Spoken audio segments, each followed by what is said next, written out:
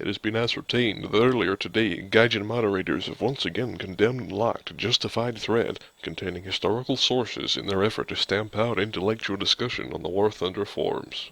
Yes, apparently earlier today, a Gaijin moderator, who I will not name, although he has a bit of a reputation for this sort of thing, locked a thread that a user opened, making the point that the Stuka D5 should have air brakes.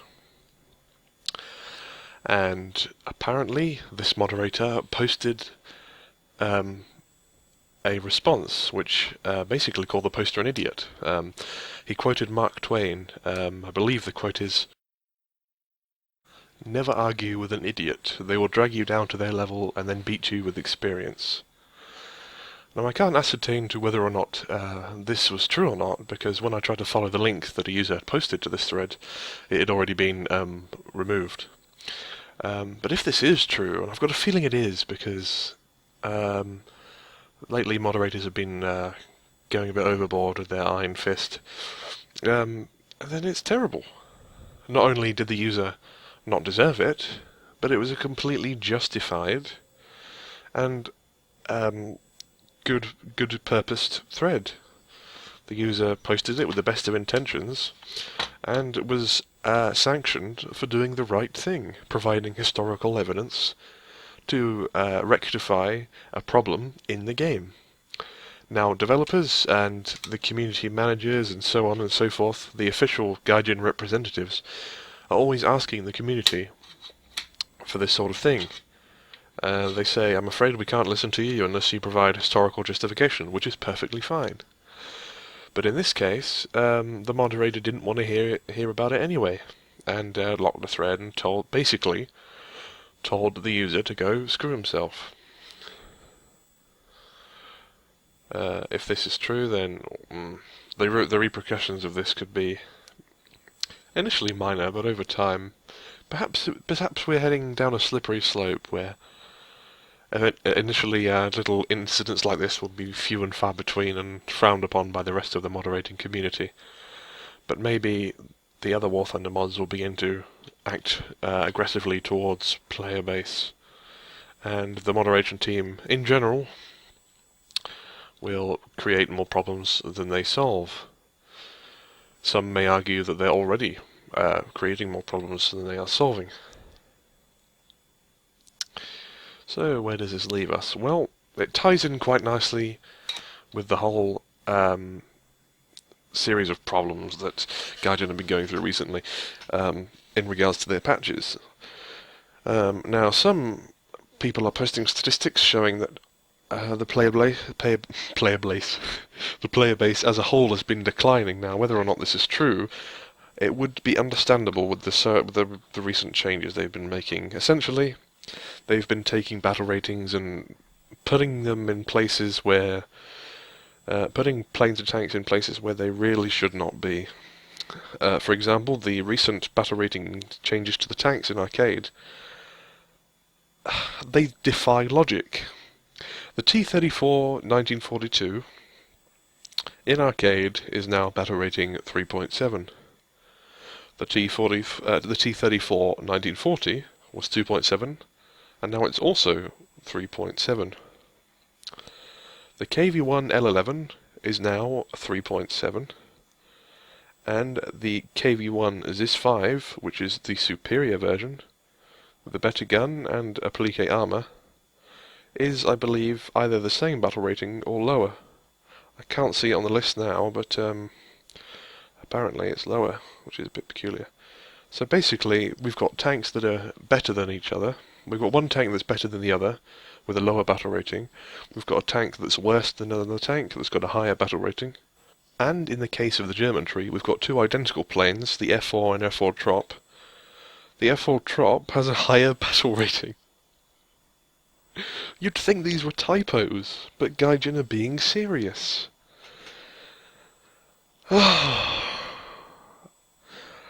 If we didn't laugh, we'd cry. So, someone replied to a thread in the forums and said, "It's like watching a train wreck in slow motion."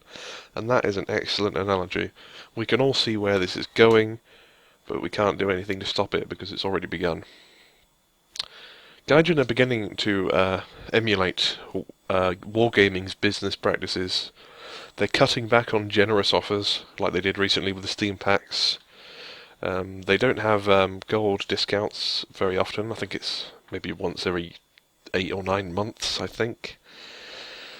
They are remaking packs which they previously said would be one-time offers, sometimes for closed beta testers, sometimes just advertising the fact that you won't be able to buy these again in the future, and they bring them back for people to buy. And basically, they're making more money off of us, and we're getting less out of it. We're getting these so-called patches. I say so-called because a patch is supposed to fix the game, but in fact the recent patches have been breaking it.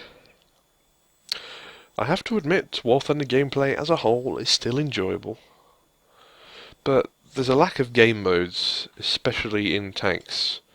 Generally, it's just some variation of capture the flag. Sometimes there's 1 point, sometimes there's 3. We still don't have tank events. We have had one tank event, but it was horribly balanced because the Germans would all choose the Tiger, which is understandable because it's a nice tank, and playing the Tiger in general in normal matches is usually a pain.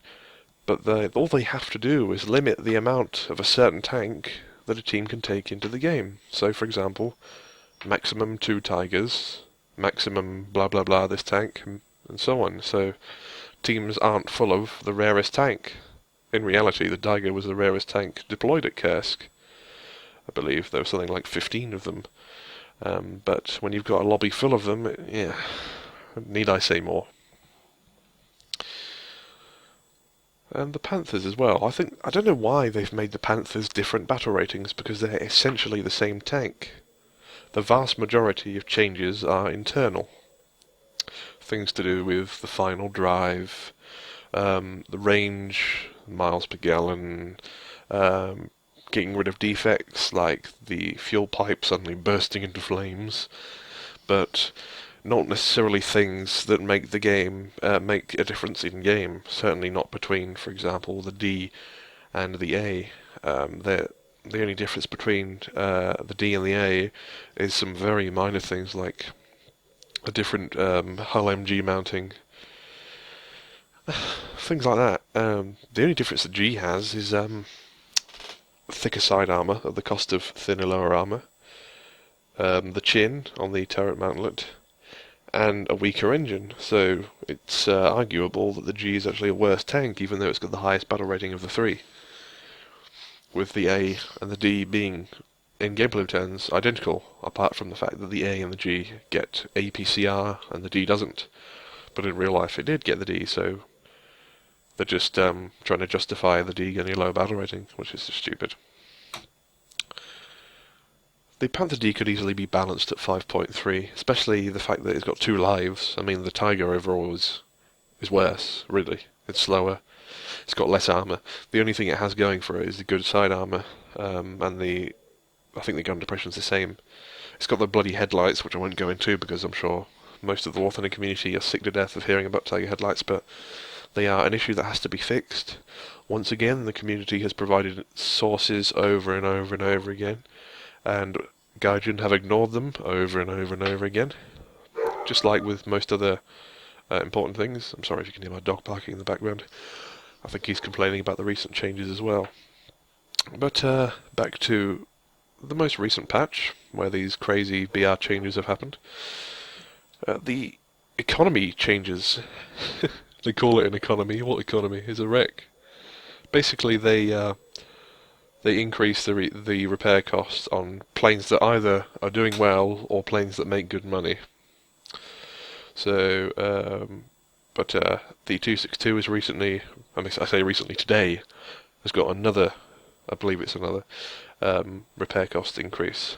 Some of the Japanese fighters are insanely expensive. Gaijin are very crafty. They've got their spreadsheet of the economy changes, and all the areas where they've lowered the cost, they've highlighted in bright green the cells of the grid. But all the increases they just left out, so you can't see them. Good news if you're a P-36A Hawk pilot, your repair cost is now 10 credits lower. Wow. Nothing really major apart from the changes to planes that really didn't need it. Let's see here, where is the 262? It's only gained 190 credits, but the point is, it was too high to begin with, you know. What is it? Realistic battles. Actually, maybe I'm looking in the wrong column here.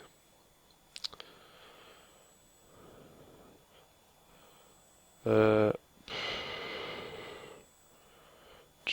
are we here? A1A. Oh my, 11,000. Oh my god. They've put the they've put the repair cost of the 262 up, the basic A1A up by 11,400. I mean, come on. As if you didn't give 262 pilots enough bull crap with their feeling himself on his BR thing, you know. They're unwilling to lower the battle rating, they're unwilling to provide a fair repair cost. They're unwilling to allow German pilots to enjoy themselves. Unless you're a BF-19E1 pilot, because that's just had its battle rating lowered to 1.7, so it can now see reserve games on a fairly regular basis. Oh, Gaijin, you so silly. I hope you got that reference. Jingles doesn't really cover this sort of thing, because I can't blame him, because it's easy to just sit back and enjoy the game and ignore the inner workings, the chaos that's going on behind the rats in the rafters, so to speak. But War Thunder is going down a path I must say I'm not happy to see it go down. I commented on someone's video. I said, War Thunder is a dream we all shared. Unfortunately, dreams very rarely come true. And what I meant by that is, War Thunder is the ideal World War II game. It's got so many tanks, so many planes, and eventually it'll have lots of ships in a mass multiplayer online world where you can fight in big games with very pretty graphics and fun gameplay. Mostly. But unfortunately, Gaijin can't help it, but they are a business. They have to make money.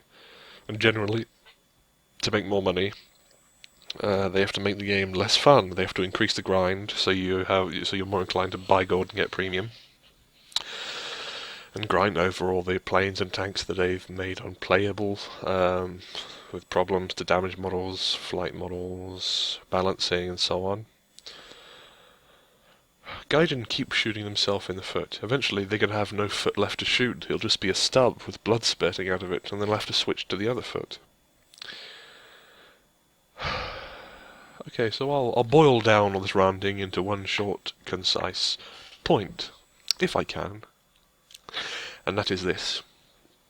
Gaijin, do not continue to walk down the road you are now travelling down, because it is the road to ruin. It may not seem like it at the moment. It may seem like the best way to squeeze the most dollars and pounds and euros and yen and dong and whatever out of your customers. But in the long run, it's going to hurt your business. Not only that, but your online moderation team are going power crazy, so to speak. Not all of them, I won't generalise, but a number of them, who once again I won't name. I'd like to, because the way they've been acting recently, they deserve it, but I've got to keep some standards. They're having a ball. They're going around going, pew, pew, pew, pew. I'm not having you bringing logic into this discussion, boy. Pew, pew, pew, pew. And they just got their 6-shooters and they're blasting away with their band bullets. Yeah. So, not much else to say really, I guess, apart from please don't be wargaming, Gaijin. I've already quit World of Tanks because I got fed up with it. Nothing wrong with liking World of Tanks, of course, or War Thunder for that matter. They are good games when you take the human aspect out of their development. If you just had a game that ran itself on donations or whatever. But Gaijin have got to make money, and you can't fault them for that, because if they didn't make money there would be no War Thunder. But the way they're making money, the decisions they're making, their business practices, to a mostly Western audience are questionable, verging on wrong. But that's just my opinion. You're entitled to your own. Thank you very much for listening. This has been Reach for the Sky. See you soon.